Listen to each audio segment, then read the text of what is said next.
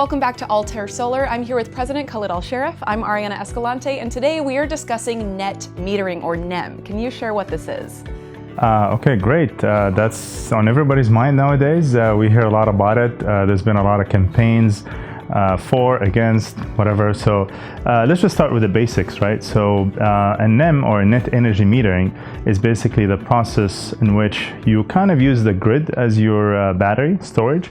And the reason for that, because as we, a lot of people know, obviously, when you install a solar system, you end up connecting it to the main electrical panel at your house. So and the system is designed to produce an amount similar to your consumption for the last 12 months. So solar is obviously only during the day, so the solar system produces most of its energy, obviously, during the sun hours. I mean, all of its energy, actually, right? And then, so what happens is when you connect it to the electrical panel, the house uses whatever energy being produced by the solar panels. But then that energy actually during the day is more than the house needs. So what happens is that extra energy ends up going back to the grid. So the government decided that basically instead of having every single homeowner uses a battery system, when they first started implementing the solar programs, they decided that, okay, we're going to use the grid as our storage. So what happens then, the meter, your electrical meter outside the house, ends up basically spinning backwards when you feed in the grid that energy. So they keep track of how much how much energy your house fed the grid.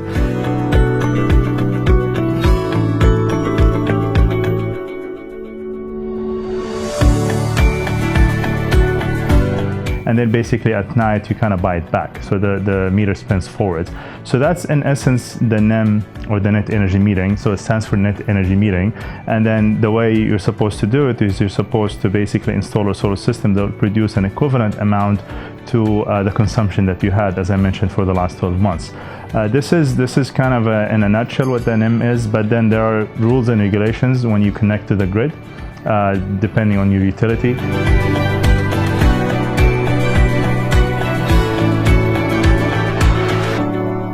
So tell us about NEM 3.0 and how is it different from 2.0? All right, I think it's a good way to start with 2.0 first before we jump into 3.0, maybe even actually go back as far as 1.0.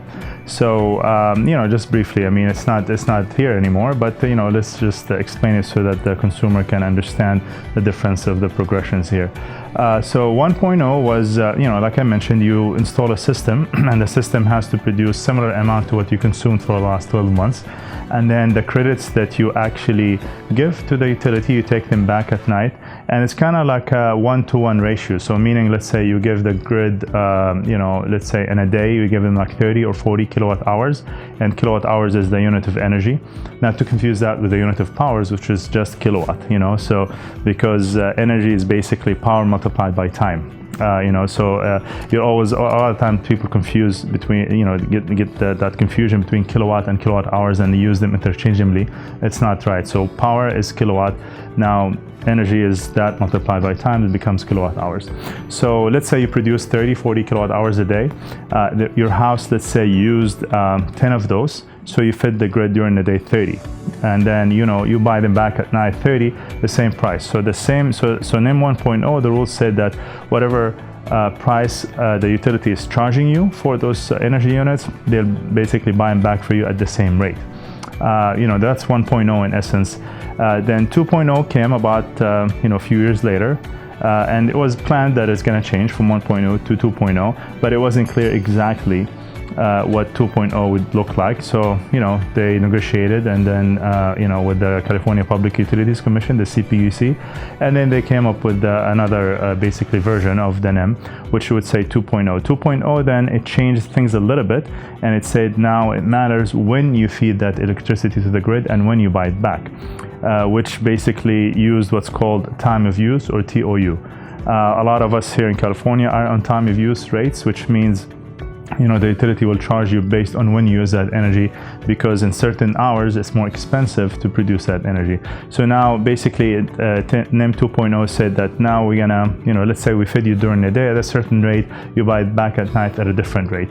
And then they've also added a couple of different, things to it. The first one was that they're gonna charge you for just a basic NEM fee. It was free before because they were trying to push people to do solar, but with NEM 2.0, then a lot of people ended up doing solar with NEM 1.0. So now they say, okay, we'll charge you a little bit, just a flat rate. I mean, not a flat rate, but a flat application fee. And then they said they're going to charge for what's called non-bypassable charges, which basically kind of like charges that the utility companies incur, like such as decommissioning certain plants and other charges for transmission. So they passed on some of those charges to the solar consumers. Basically, the regular consumer would pay for them anyways. So they said it's not fair for the solar consumers not to pay that. They're sharing the grid, so we're going to charge them that.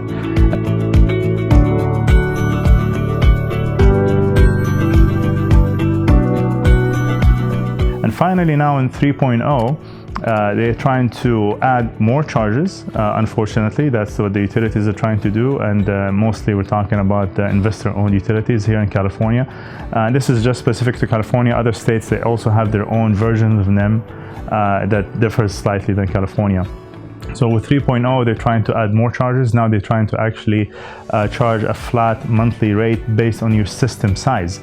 So this is actually going to penalize the people that go for a bigger system.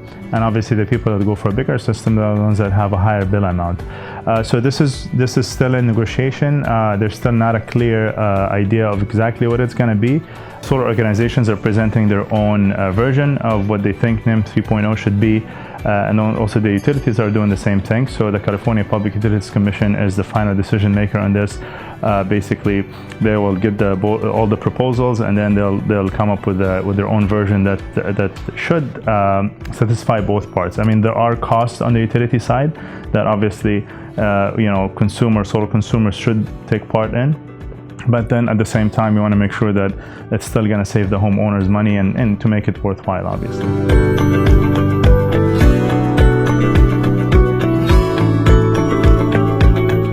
So as these new charges are added and maybe, we'll continue this direction, how will this affect the savings overall and the payback period? Right. Actually, it's hard to kind of answer this question right now. I mean, we have some projections, we have some models that we've done as a solar industry, and more specifically CALSA. CALSA is actually the California Solar and Storage Association.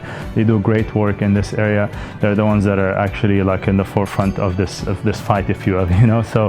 But basically, depending on what the final version is going to look like, it could affect the payback. So just one fact that we have to establish is that NEM 2.0 is actually slightly worse than 1.0. So 3.0, we know it's going to be worse. And when I say worse, I don't mean like it's bad. I mean, it's like, basically the ROI, or the return on investment, is going to actually, get pushed back a little bit. So how much, it really depends on the final version. But it's going to be, we know that it's going to be a little bit worse, but it's a must. We have to go down that way, because there are costs associated with maintaining the utility, the grid, and solar consumers should take part in this.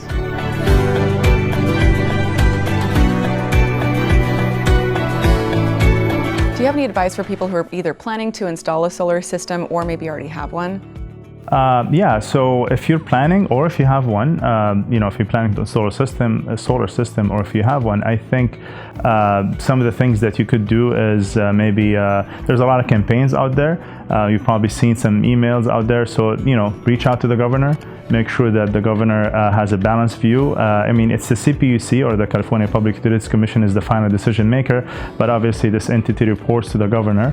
So, making sure that the governor hear our voices and understand that, this is, like solar is the future. It's a renewable energy. It's clean source of energy. So we want to make sure that, and everybody should get a fair chance of installing solar. It's not fair for the consumers that got into NEM 1.0. They grandfathered, by the way, for like 20 years. The same thing for 2.0. Now there has to be a fair chance for everybody.